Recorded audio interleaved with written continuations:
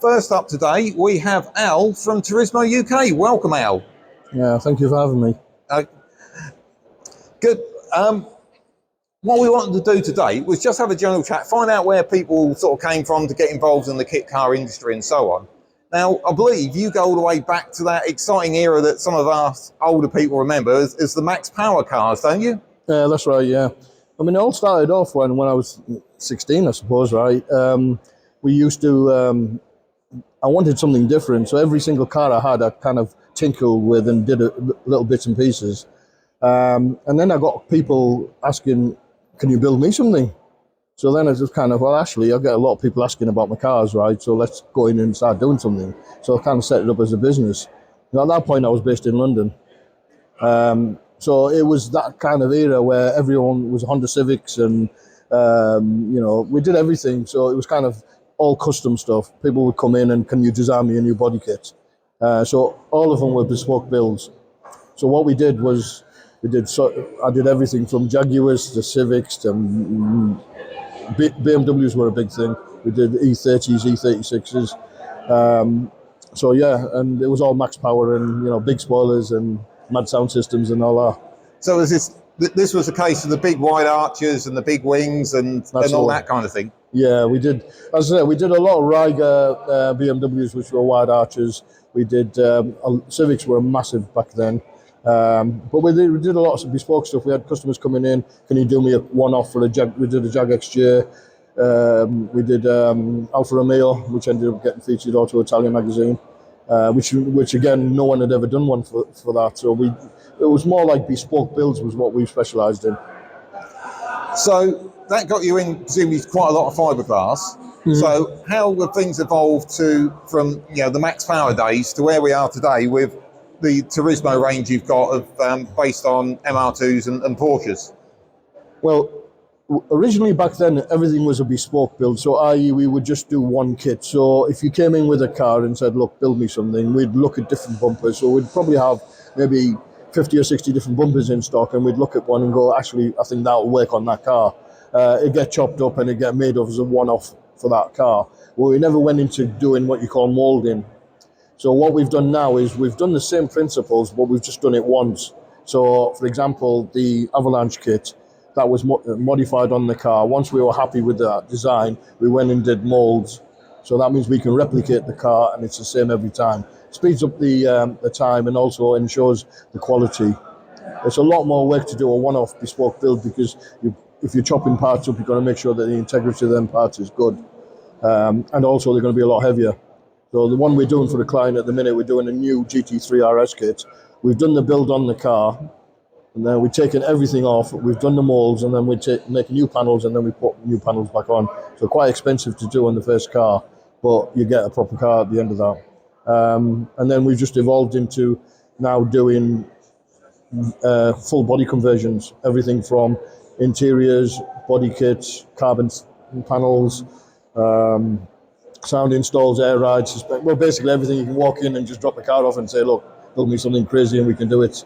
And there's not many people who can do that now. There's lots of people that will go and buy off-the-shelf parts. So, for example, you see all these Lamborghinis done up and wrapped up and everything, but everything that they're doing is basically off the shelf. They'll go buy a Liberty Walks kit, go straight on the car. There's nothing kind of complicated about that. They will buy a set of wheels and they'll wrap it, and all of a sudden, wow, this is an amazing car. We're a little bit different, where if a client came in, which is what we're doing at the moment, the guy went to absolutely everyone in the UK, can you build me this car? And everyone turned around and said no. We've jumped onto that, and we're basically building the whole thing from scratch.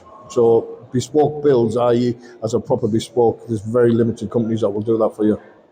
So it's not just what you've got on the stand over there. It's if somebody has got something in their head that they want built, you could quite probably do it. Well, yeah, we can. It's just a matter of what we're doing at the moment. We're in the process of doing 2 new cars. We're doing them, and the next evolution of where we are, we're doing complete ground-up builds. So one of them is a recreation of a McLaren F1, but it's like a Liberty Walks, wide arch, crazy thing. Full carbon fibre, space frame chassis, 1,000 brake plus. So, and the second one is one that we had drawn up from scratch. So that's in collaboration with a friend of mine, Barry from Judd Motorsports.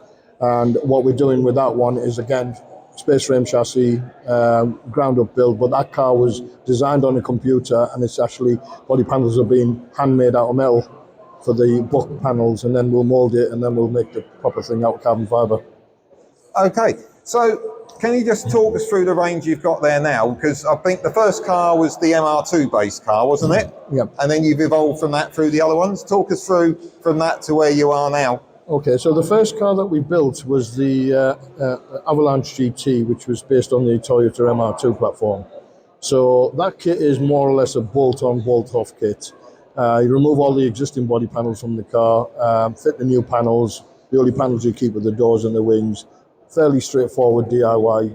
And when that car was built, we had a lot of people saying, love the kit, but it'd be nice for you to do it on a different platform. In fact, it happened for one client who couldn't get into the MR2. Said if it was just a little bit bigger, that'd be fine. So we thought, well, let's do that similar sort of thing, but on a Boxster platform. So the second car, that's basically built on a Porsche 996 Boxster, which are quite affordable base, but still a good car to have. We didn't want to do an identical kit, so we made some changes to them just to differentiate between the two. So front bumper is more or less the same, headlights are the same item.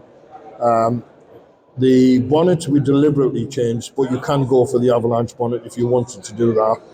The rear bumper we changed, but again, that can be reverted back to original. But the rest of the general size of the panels and everything are the same. And now you've got coming up is a 911 replica based on a 911. Well, we do a third car in our range already, right? We do what they call the GT3 RS conversion, right, which is basically a wide body Porsche. So we've already done that. That's based on a 996 platform, either a convertible or a coupe. So that's already in our portfolio. The new one that we're doing, we had a client come in, he wanted an exact copy of the GT3 RS, but he wanted it built on a convertible. So Porsche never made that car on a convertible. So what we've had to do is build it from scratch, more or less. We've started off with an existing kit that fit something else, but every single panel has had to be modified to fit. And also, because it's a convertible, the back end of the car is totally different. So again, a lot of work to do that. But that particular car, the guy wants the entire panels done in carbon fibre.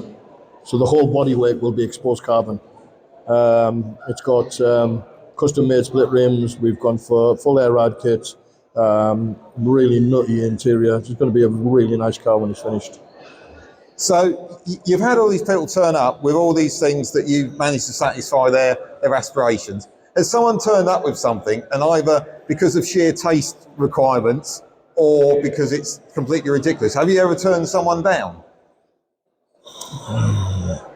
To be honest, back in the day, it's a bit strange, but I don't think I normally turn people away. If I can help them, different people have different aspirations, and everyone's car is their pride and joy, right? So to be honest, to kind of knock someone down, if you want to call it that, or say, well, look, that's not worth my time, I think that's a little bit wrong. I'll give you an example on that. We had a guy back in the day turn up with a Micra, and he wanted me to do that car up. No one wanted to do the car. We got it in, we did it. We tried it the same as all the other cars that we were building. This guy takes the car away, disappears. We don't see him for a few years. A few years later, he comes back, brand new Mercedes. Right, just got out top of the line. Here you go. You did a wicked job on my Micra. Can you do this one for me? Well, that's brilliant customer retention. And talking about customer retention, are you in a situation where maybe, and you've sort of alluded to it there, that the guys that were putting big panels on E30s and Civics back in the day, do you think these are the same people now coming back to the market that are doing the sort of Turismo range? Personally, I don't think so. I think this is a different set of clientele. Most of our clients are middle-aged, looking for something to do, because anyone can go out and buy a car. There's a little bit of a different involvement where you're actually building it yourself, and that time factor of bespoke building it, putting your own work in, it kills some time, you build a nice product at the end of it, right, and you get it exactly how you want. So the green car was actually built by a client. All we did for that was supplied him the panels, ordered the wheels for him, and we did the retrim. The rest of the work was done. A retired guy just wanted the project. He's ended up building it as good as anything we could have built ourselves. So yeah, I think a lot of people are building it, not just for the fact of I'm going to end up with a car. It's the fact that they're actually in that process of building it. Which is what, to be honest, kit cars to the extent they've always been about. It's that satisfaction of bringing something to the road that you've created and put your own mark on. Well, yeah, I mean, there's no limitation to what you can do. You've got infinite amount of interior choices, infinite amount of choices for wheels, what colour you want to do the car, what other additional optional extras you want. So you end up with the car exactly as you want. Which sometimes, right, if you're buying one, you find the car in the right spec and think, well, I love that car, I love the interior spec and everything, but it's the wrong colour. Right, well, you don't have that issue, do you? Right, it's like, look, I want it green, I want grey interior, I want green stitching, and you build it exactly you want. I want 500 brake in it. You just do what you want. Well, in summary, really, I say you make people's dreams happen. Well, it's nice to think that. I mean, to be honest, I believe the cars that we build are very attractive. They look well on the road. But it's the enjoyment you get, right? Because most of our clients will be, well, I took it out and everyone was taking pictures, and everywhere I go, people ask about the car, what is it, and so forth. And if people can do that on a budget and get that, like I'm driving an expensive supercar, not everyone can do that. So if it does that, right, then that's a bonus.